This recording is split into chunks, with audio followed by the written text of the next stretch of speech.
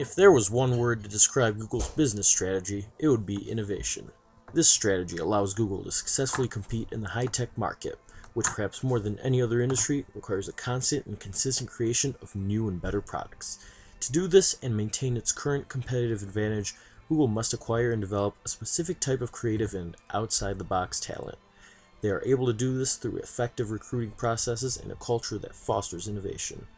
Their recruiting practices and workplace culture are both functions of their strategic management of human resources.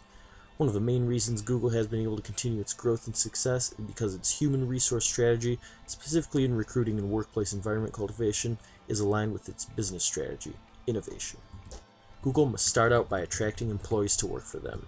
Yet they don't seem to have much of a problem doing that, receiving over 500,000 resumes annually.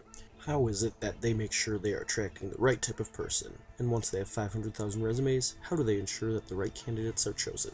Google is able to attract the right people by pitching them more than just a job, by pitching them a lifestyle. It's not a requirement that you have to come from a top engineering school. What is a requirement is that you be passionate about what you're doing, you have a really high energy level, you understand the product space, you want to build great things, and you have a commitment to the kinds of great engineering that I think Google is famous for.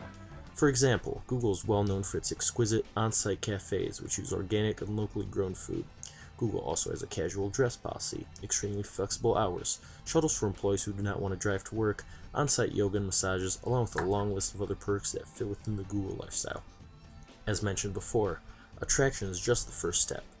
Google must sort through a multitude of candidates to ensure that they are bringing in the ones that will create and innovate for them. One simple reason Google is able to do this well is that its recruitment staff to total staff ratio is so high. For every 14 members of staff, 1 member is on the recruitment and hiring team. Although numbers provide Google with the capacity for success, it is the processes that deliver the final product to Google. In order for a candidate to be hired by Google, that candidate must be approved by at least 4 current Google employees, often from different departments and at different work levels in the business. This hire-by-committee approach ensures candidates receiving offers are the right fit for Google and will work well in its environment. Google also relies heavily on employee referrals with an entire internal site dedicated for this purpose.